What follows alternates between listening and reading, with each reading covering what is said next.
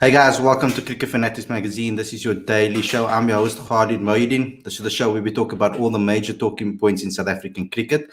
But it's a spin. So it's a continuation of last night. Of course, yesterday we had a couple of guests on the show, some promising players in the tournament that really stood out. We had the likes of Michael Pretorius. We had the likes of Tristan Stubbs. We had Mahima on the show as well. And, the Mumbai Indians man, Marco Jansen.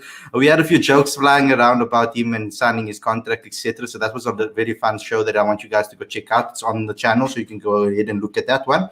But today we're continuing the CSA T20 Challenge chat. And what are we going to do other than bring on the champions? So we're going to be talking to some of the guys from the Lions and talk about the CSA T20 Challenge. But not only that, because this team has been successful over the last couple of years. I mean, it's one of the most dominant franchises in South African cricket at the moment, particularly with the CSA T20 Challenge and the T20 tournaments. They've been completely dominant. I mean, 3 in a row.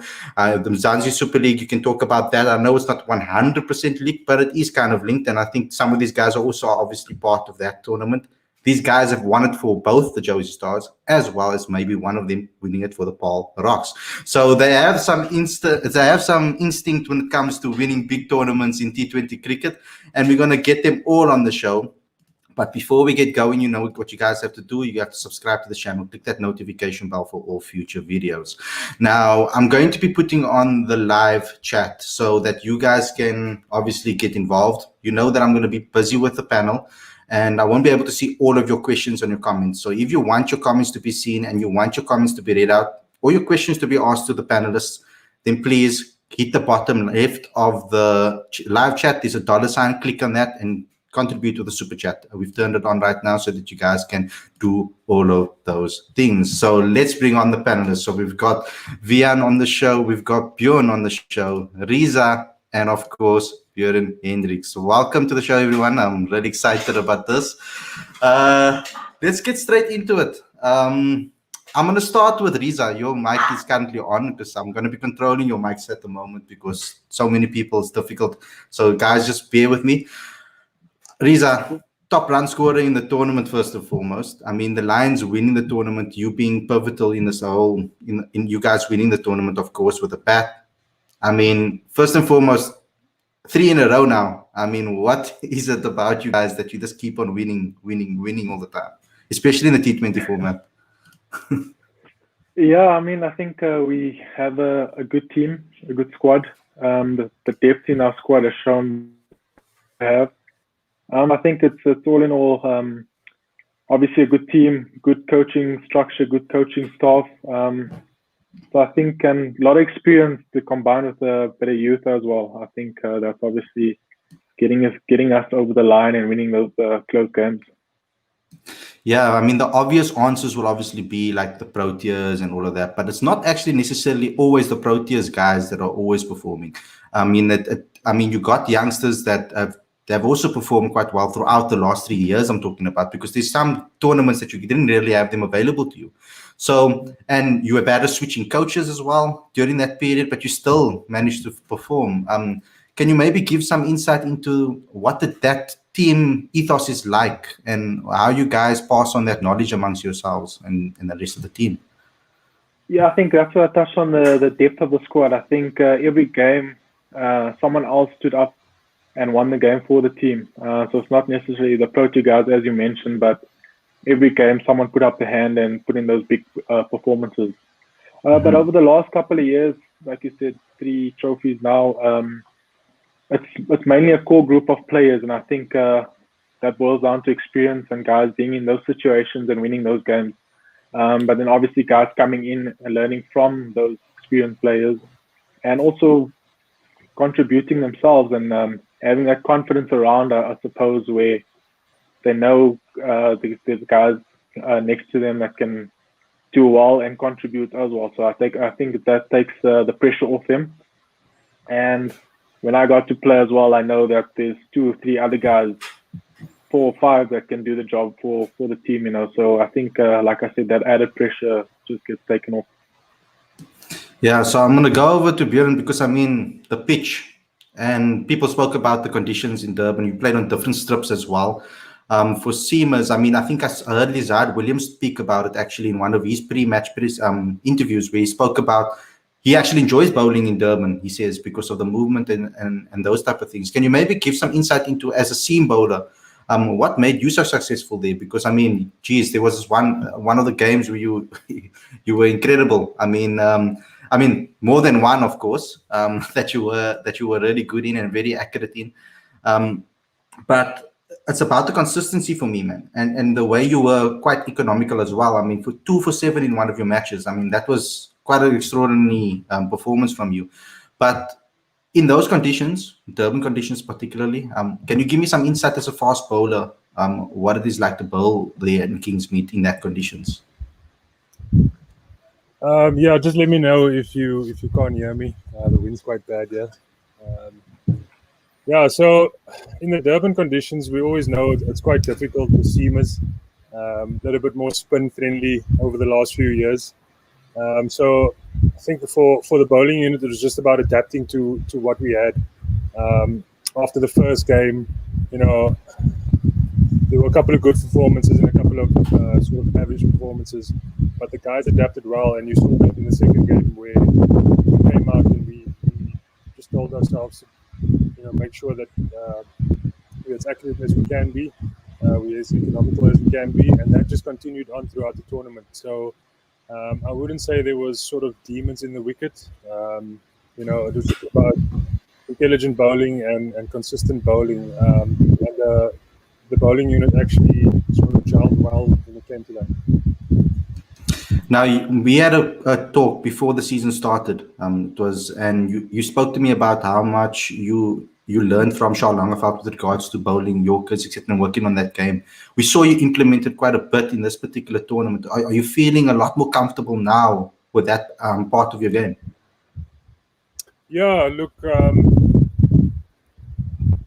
I'm feeling very confident about my Yorker. That is my my sort of go-to option at the death, and when you're a little bit under the pump as well. But yeah, I mean, working with Lang it's just about being smart with when you do things. Bowl a Yorker, but if you're bowling the wrong kind of Yorker, could disappear. So just making sure that I was smart with the way I executed my Yorker, field placings, all those sort of things. It just worked out well for me. Now we're going to go over to another guy that's really improved with regards to taking the pressure in bowling situations. Now Wiaan's also looking at me because he also does the same thing. But Bjorn, when it comes to you, I mean, you come here, you open the bowling for every team that you play for here. Like it's like that's become like your thing, taking early wickets. I love the aggression that you show, man, and the passion that you show in every single game that you play. No matter what team you play for, you manage to bring that through. But how do you feel this tournament went for you? What was the biggest learning curves for you, and what were the biggest moments that you took out of it? Besides obviously winning the tournament, what are some of the learnings you took out of this particular experience? Yeah, I mean, there's always going to be aspects of your game where you can learn, especially playing in foreign conditions like Durban offered us. If you look at a bowler like Keshav, how he exploited the conditions as well. There's always certain points you can take from that. I do get on quite along well with him, so chats after the game and those things sort of help. But on a personal note, there were instances where I think I could have improved, but can't look too much at the personals. At the end, we got the trophy, so that's all that counts. Yeah, you see that passion when you bat as well. I mean, those celebrations that you do, in the air, lay at anyone. How do you feel your batting's coming along, especially in the short formats? We saw you do it in the longer formats. I mean, you scored that massive 100 to win the 4-day trophy not so long ago. I mean, now with regards to the shorter formats, how do you think your batting's coming along? Because I mean, I think at the moment in the Proteas setup, you could say that every single bowler is trying to add something with the bat to add that little bit of an edge over the obviously they're people that are obviously going for the same spots over there. So how's your batting coming along in the shorter format? Yeah, I mean, everyone's quite competitive. Everyone's trying to add that extra bow to this thing. I've been trying to work on my batting in the limited overs format, trying to improve certain aspects of the game. Obviously, the time of the game that we come in is not favorable to sort of getting yourself in and giving yourself the best chance. You sort of just got to go from ball one. I feel like I've worked quite hard on that with our batting coach for the last season or so. There are still areas that need to be improved, but I'm quite happy with the strides that I've made. Excellent. So now another guy that's known as an all-rounder, of course. Wiaan, what people don't know is maybe they don't know, but the first time I saw you was actually batting. It wasn't bowling. And maybe a lot of the guys out there and a lot of the fans would have seen you as a bowler maybe first when you came onto the scene as a Protea, because, I mean, that's where they saw you first and foremost. I mean, Otis Gibson obviously talking about you in press conferences, etc., and talking about your bowling and what he saw with that point of view. But when I saw you the first time, obviously, Kyle Jordovic, it was the batting that stood out to me. And I was like, damn. And then I saw you bowl, and then I was like, this is the complete package over here. We've got an all-rounder we've been searching for. Now, you've been playing with that pressure on you throughout your career since you started, that pressure of, I must be the next big all-rounder in the team. You know, those questions all go around. They're looking for the next colors, all of those type of things. I mean, those are words that have been muttered by fans and by pundits and by critics all over. How did you manage to play with that pressure? Because every single time I see you take on a new challenge, you just seem to look very comfortable in your surroundings. Oh, I wish. I must be honest, going into this tournament, I didn't think I was going to play, especially after the first couple games. But yeah, from young days, I was never really a bowler. I always used to open the batting up till about when I was 16. I only started bowling in grade 10, so that's not long ago. So I always used to be a batter, and I think that pressure came from on 19 levels when I got the opportunity to bat in the top 3. Where when I started, I was only 16 and I was batting at number 7 for the SN19 team, and I think it kind of changed quickly when Lawrence showed a little bit of belief in me as a batter. Because I played when I was so young, I was kind of pushed down the order, and the similar thing happened when I made my first Loz debut, batting at 7 or 8, and for some reason I bowled better than I batted when I started.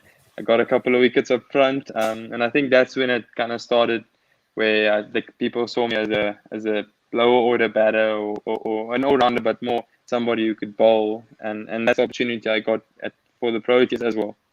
But I mean, everybody's opportunities are different, and mine came as a bowler up front, I guess. And over the last 3 or 4 seasons, I got a couple of hundreds here and there, and that's given me an opportunity to put my name in to bat at number 5 or even number 4 for some teams. And hopefully in the future it can carry on that way, and I can get some runs. But yeah, there's always been a little bit of a, how do you say it? People have said they're looking for an all-rounder, and I think to put my name anywhere close to Callis is very brave. He's obviously a legend of the game, so I don't really think you should compare anyone to him. But I think any team is looking for somebody who can bat in the top 5 and offer something with the ball.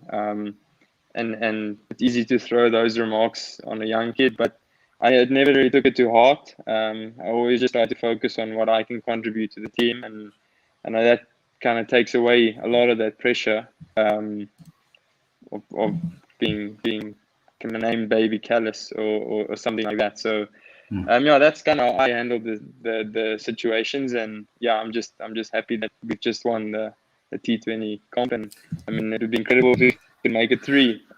We'd have to play really good 4-day cricket, and some of the results would have to go away, but it would be incredible if we can make it a treble. Yeah, of course. Yeah. I mean, there's all this talk about this. I think I branded it like that, but there's this bond of brothers of all rounders at the Lions, of course.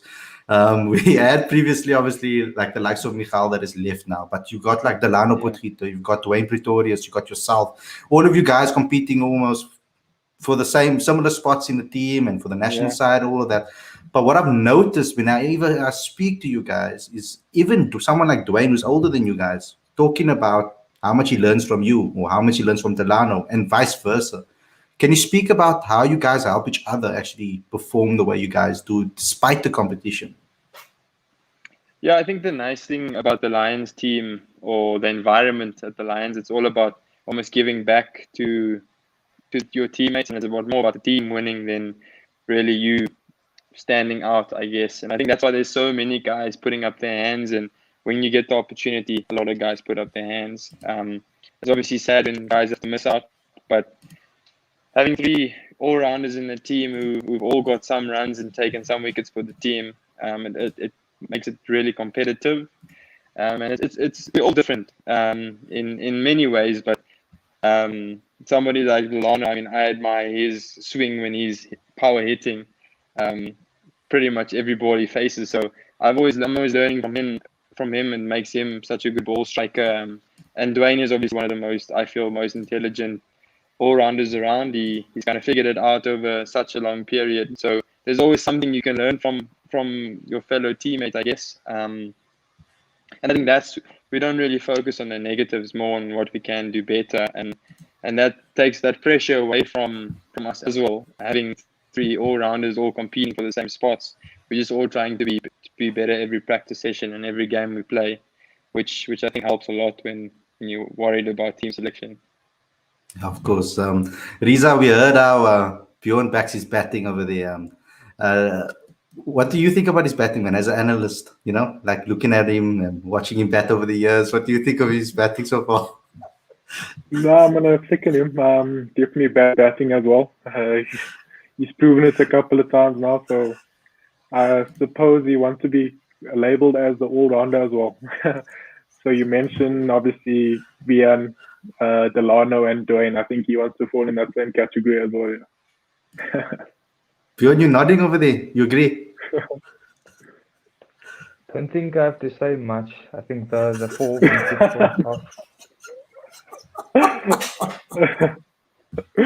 Look, I want to ask you guys, because I mean, the competitiveness in the Lions side is unbelievable, man.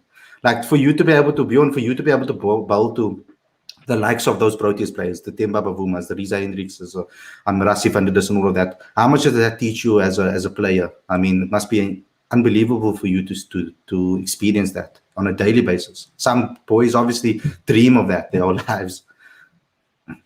Yeah, I mean, I think Wiaan touched on it a bit just now when he said every training session you're trying to leave a better player.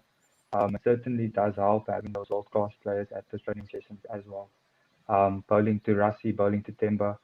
Each batsman offers their own challenges, and every day is an opportunity to pick their brains as well.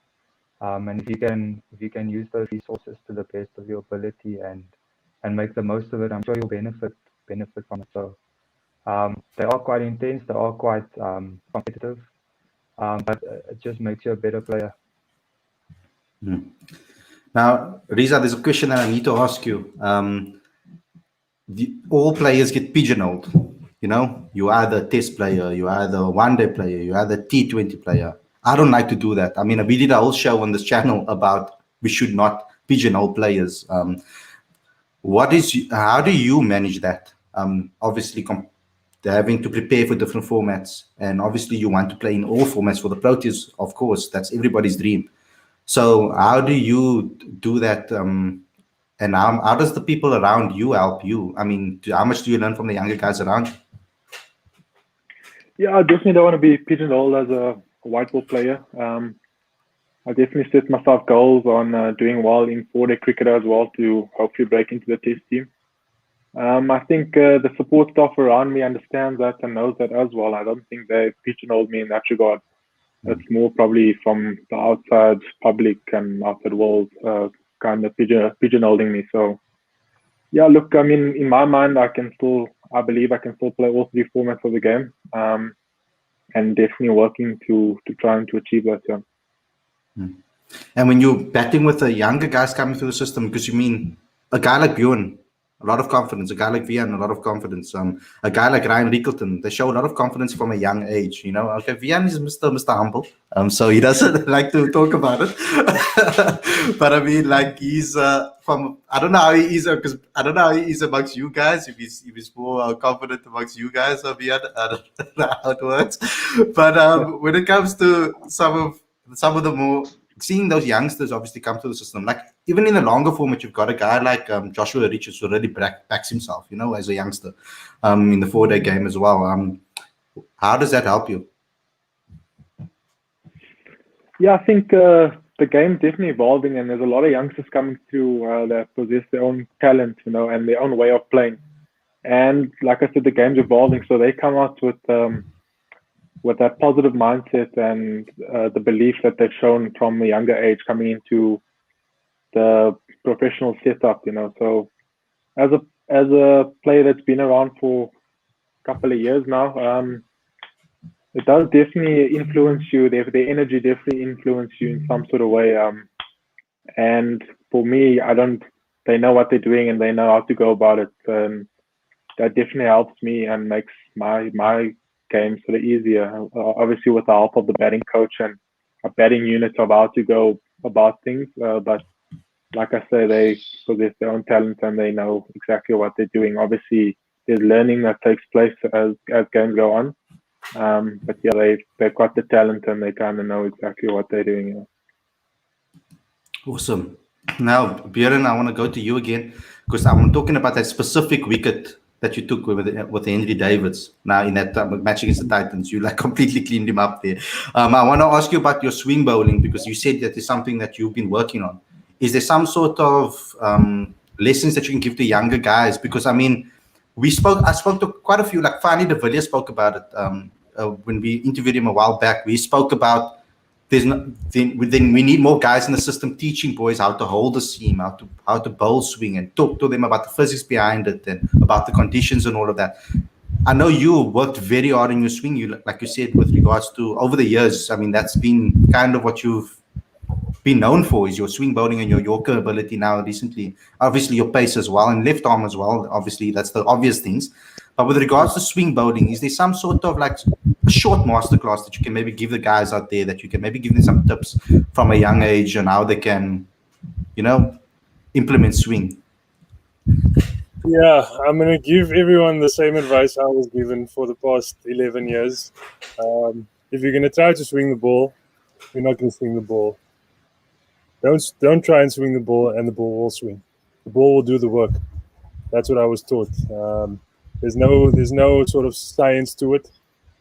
If the seam is up straight, the ball will swing. If you're trying to do special things, it's not going to happen. So conditions, if it's good, swing will be around. If it's not, you might just be toiling in the field. But yeah, that's the advice I was given over the years now. Whenever I'm trying to swing the ball, it sort of doesn't work out. But when I'm just relaxed and looking to just hit good areas, presenting my seam well, the ball will swing and the ball will do the work. Awesome. I'm going to ask you a similar question to like I asked Reeza with regards to youngsters, but it's different for you because getting new batsmen in the nets, like younger guys, because you kind of work out the older guys, I take it. And when you're bowling to like the likes of Reeza consistently and Rassie consistent, Temba and all of those guys, you kind of, I take it that you'll probably work them out a little bit, know where to bowl to them to obviously catch them in the nets. Reeza saying no. But when it comes to how important is it for you guys to get new talent into the nets and bowling to new guys? Yeah, it's quite important. I mean, every batter is a different challenge. Everybody's got a different technique, a different style of playing.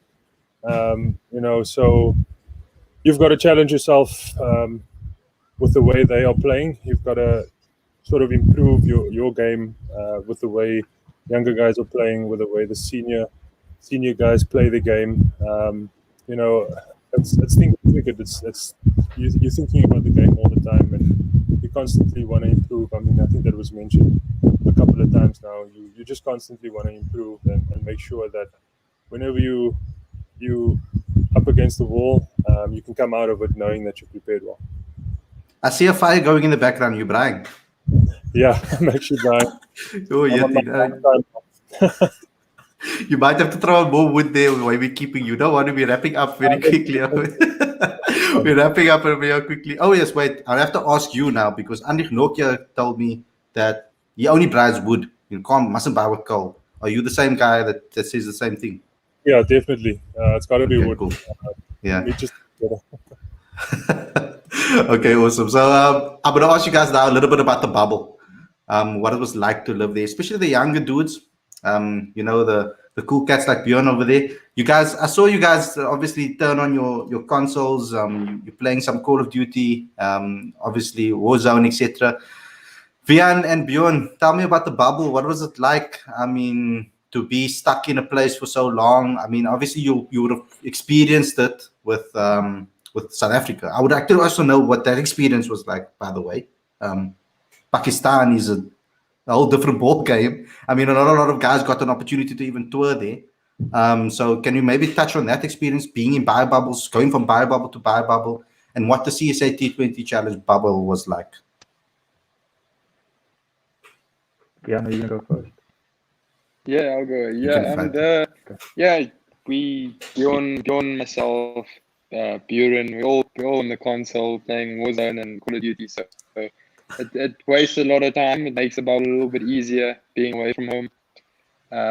It's obviously sometimes quite unpleasant. It gets very lonely. I think when you're not playing well, it gets very lonely. It gets difficult. But the nice thing about the bubble is once you've done the initial 3 or 4 tests, you can at least spend some time with your teammates. You can get out of the room and just find some people to talk to just keep your sanity. But it gets long. Pakistan got a little bit long with the test tour. I think the guys who stayed for the T20s, it was quite a trip. But I mean, touring Pakistan is obviously incredible. Nobody has done that for a very long time, so it was a good experience. I would have liked to at least go outside the hotel and at least see a little bit of Pakistan. Could compare it to India or even Sri Lanka. But yeah, we obviously couldn't do that. So you're basically just trapped in your room or trapped in the hotel for a while on the floor. So it does get lonely. It does get frustrating at times. You miss home a lot. Just a little bit of the normal things, going to Checkers or Woolies to just get a normal meal and make a home cooked meal. You miss those things. The food gets quite repetitive and that type of thing. And the same thing applies for the T20 bubble. But luckily we've got each other, I guess, and a little bit of Call of Duty to make it easier and just make sense of the things around you. But yeah, I don't know if Bjorn finds it pretty similar. Yeah, I mean, it was quite weird when we went to Pakistan. I'm not sure if the test team experienced the same thing, but I think we were only outside twice in the 2 weeks we were there during the day. All our practices were at night, but the games were at night as well. I think it was just the day we landed and one of the training sessions that we got to be out in the sun, sort of just to catch some fresh air. So that was quite weird. And then the difficult part is obviously going from bubble to bubble as well. The traveling takes a toll, but there are certain things that you do to sort of stay sane. Like Bessie said, we've got our consoles. There are sort of recreational activities that are there to sort of ease the pain, but yeah, it's definitely something that takes getting used to. I don't know, Reeza just does it with a book. I can't do that. I think someone needs to sponsor a PlayStation over there. Yeah, but it's definitely something to get used to. I'm not sure how the bubble life will go forward with vaccines in the world and all of these things. Hopefully, we'll maybe get some crowd into the stadium within the next year or so. Maybe that will help ease the burden, but it's definitely not for the faint-hearted. Reeza, why don't you dabble into some of the PlayStation and all that with the other guys? I do have a PlayStation, but I don't take it on tour. And everyone's playing Call of Duty, and I haven't gotten into that yet. I think I tried once or twice and got killed as soon as I started the game, so kind of lost interest, So I don't think that's for me. It's one of those games. Practice makes perfect, man. I think. I mean, we know that Bjorn's going to be saying that he's the best player. I wanted to ask you quickly: who's the best FIFA player in the team? FIFA. I don't think anyone plays FIFA anymore. Nobody. Nobody play FIFA anymore. Okay. I don't think That so, is yeah. crazy. So we've got a question over there that has to go out of the window. Who won the rounds in Call of Duty for you? Who is the Sorry, best just player, on- would you say? Just on your Yeah, question sorry? on the FIFA, Bjorn does claim he's the best That's why I or asked. top 5 in South Africa apparently in FIFA. Not gonna deny that. Not gonna deny that. Okay, guys. Yeah. I think that calls it for the show. I think thanks a lot for everybody for tuning in. Thanks a lot, Reeza. Thanks a lot, Wiaan. Thanks a lot, Bjorn. Thanks a lot to all of you guys. Bjorn, Reeza, I'm short for giving me from your time. I know you downtime with your family. Same with Bjorn, and I know with Wiaan as well. You guys have a very busy schedule, so for giving your time, I really appreciate it. I'm sure all the fans of Cricket Fanatics magazine to all the guys out there, don't forget to obviously like, comment, share, subscribe, and click that notification bell and do all of those things. Don't forget to obviously go to cricketfanaticsmag.com for all updates. You'll find all your updates over there. We've got a free magazine for you guys. You can download it at the link is on the screen and in the description. And if you guys have a small business and you're looking to make sales online, even if your business is offline, we have free advice for you on this channel. So go ahead over there. To all the guys on the channel, if you guys know of any small businesses, we've got to we help guys when small businesses promote their businesses through our platform. So you can maybe give me a quick shout out to the guys that you do know. Thanks a lot to everybody that's tuned in, and we'll see you guys again tomorrow with another daily show. Take care, everyone.